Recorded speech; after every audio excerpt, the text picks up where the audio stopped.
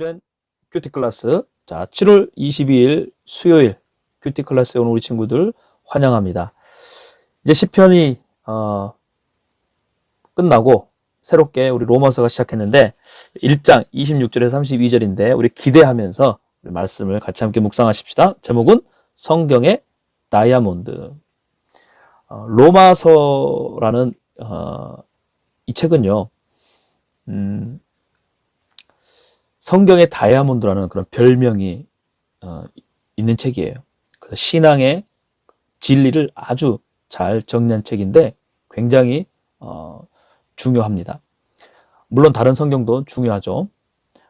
그래서 진짜로 로마서를 통독하면 다이아몬드 하나씩 팍팍 나오면 엄청 많이 읽을 것 같아요.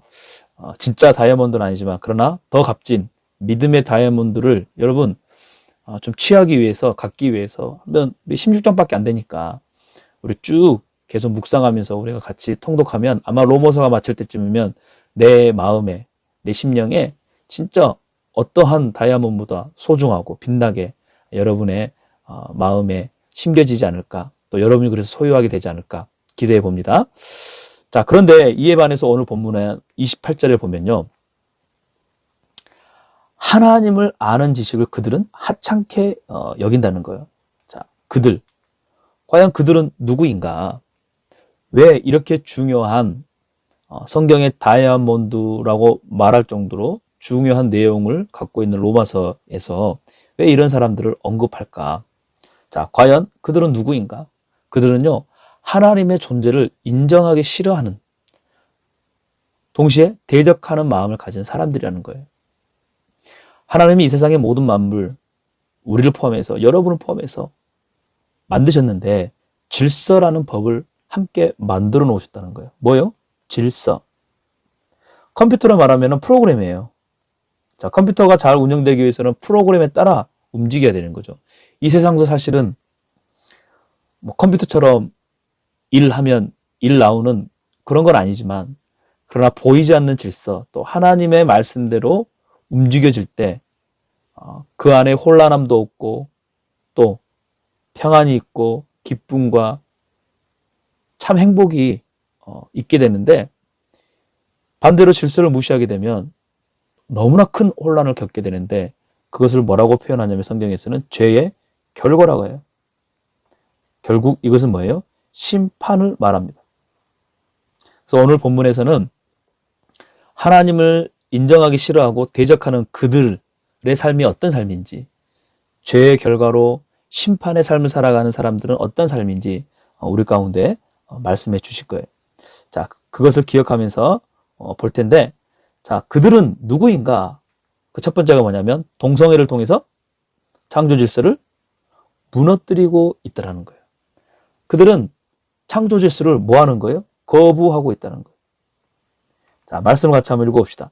여자들은 남자와의 정상적인 관계를 비정상적인 관계로 바꾸고, 남자들도 마찬가지로 여자와의 정상적인 관계를 버리고 서로 정욕으로 불타올랐습니다. 그들은 같은 남자끼리 부끄러운 일을 저질렀고, 무엇을 말한다고요? 바로 동성애를 말하고 있는 거죠. 요즘 차별금지법을 통해 사회적 성평등을 주장하고 있는데, 이거 굉장히 무서운 법이 그 안에 숨어 있어요. 그래서 동성애를 제도적으로 합법화시키기 위한 목적인데, 목사님은 개인적으로 생물학적 성평등인 양성평등. 자, 이거 양성평등이라는 것은 뭐예요? 우리가 알고 있는 생물학적으로 남자와 여자. 목사님은 평등을 그래서 동의해요. 하지만 생물학적인 성이 아닌 사회적, 이 사회적인 성을 뭐 어떤 데는 31개로 나누고 어떤 데는 막 50가지로, 그래서 성의 정체성을 잃어버리게 만드는 어떤 그러한 사회적 성평등이라는 거죠. 이것에 대해서는 목사님은 동의하지 않습니다. 물론 하나님이 원하시지 않는 것이기도 하지만 이런 삶 자체가 정말 심판받은 삶의 모습이라는 거예요. 그래서요, 동성애는요, 성적 쾌락을 조장하게 만듭니다. 또한 젠더, 성을 내가 선택하는 거죠. 남자가 여자를, 여자가 남자를, 때로는 둘 다, 또 더 다른 성을 자기가 선택하게 하는데 이것은 혼돈, 바로 음란을 조장하는 어떤 그러한 것을 말한다는 거죠. 단순히 개인의 취향, 인권, 존중 이런 걸로 그냥 넘어갈 수 없는 뭐예요? 비정상적인 관계라는 심각한 사안이라는 거예요. 과연 이 안에 얼마만큼의 질서와 편안함과 사회적인 그러한 서로 안에 기쁨이 있을지 목사님은 의문이 돼요. 자, 두 번째, 하나님의 그 존재를 인지하기 싫고 질서를 인정하기 싫은 그 사람들의 모습은 온갖 불의와 악행과 탐욕과 악의로 가득 차 있다라는 거예요. 그들의 삶에. 자, 쭉 뭐에 대한 내용이냐면 바로 이 온갖 불의와 악행과 탐욕과 악의로 찬 내용을 29절 31절에 적나라하게 나와 있어요. 질투, 살인, 다툼, 사기와 악독, 서로 헐뜯고 하나님을 미워하고 부모님을 거역하고 악한 일을 궁리하면서 아유 어때요? 참 죄의 이 목록들 볼 때 여러분 무섭지 않아요? 두렵지 않아요? 안타깝지 않습니까?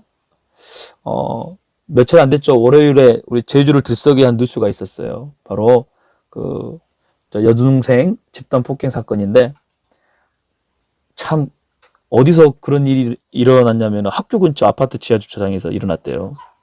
근데 그런 것을 그 친구를 폭행한 동영상을 SNS에 올리게 된 알리게 된 건데 뭐 사건의 진상과 전말은 뒤로 하고 결과적으로 얼마나 악해요. 이 일이 불의합니까? 얼마나 악의로 가득 찬 모습이에요. 이것은 정상적이지 않는 일반적이지 않는 여중생의 행동이라고 볼 수밖에 없는 거예요. 이 어디서부터 이게 잘못된 것일까요? 무엇이 이러한 결과들을 가져오게 한 것인가?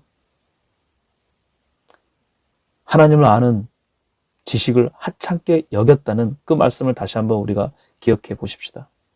하나님을 무시하고 대적하는 자체가 심판받는 인생이 되는 거라는 거죠.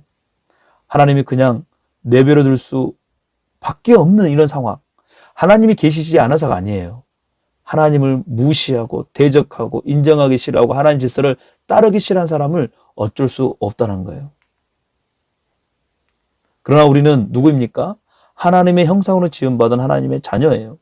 이 세상은 그렇게 그분의 말씀대로 창조되었고 질서대로 다스림을 받아야 하는 거죠. 하나님은 그래서 이 세상에 하나님의 말씀으로 누구를 보내셨죠? 예수님을 보내주셔서 구원의 길을 열어주셨어요. 이제 우리는 그 구원의 길을 예수님을 믿고 나아가는 삶이고 또한 그 질서대로 살아가는 믿음의 사람들인 이제 우리를 보내셔서 이 세상에 하나님의 나라가 되게 하십니다. 우리는 그러한 존재예요. 하나님의 자녀이면서 이 세상에 하나님 나라의 질서를 세워가는 그러한 존재. 그래서 우리가 진짜 다이아몬드보다 더 소중하고 존귀하고 고귀한 존재라는 거예요. 여러분이. 그래서 세상을 향해 이 빛을 더 나타내는 우리 모든 믿음의 부초 친구들 다음 세대가 되기를 축복합니다. 이제 내가 무너져가고 있는 그 세상 속에 하나님 말씀대로 질서를 세우고 갈 수 있도록 믿음의 담대함을 허락해 주옵소서. 그 이름으로 기도합니다. 아멘. 자, 다음 주에 우리 다시 만나요. 우리 늦기 전 댓글 달면 선물이 팡팡. 자, 우리 새 친구들 선물 오늘 카톡으로 날아갑니다. 잘 받으세요. 자, 그러면 우리 다음 주에도 만나길 기대하면서 안녕.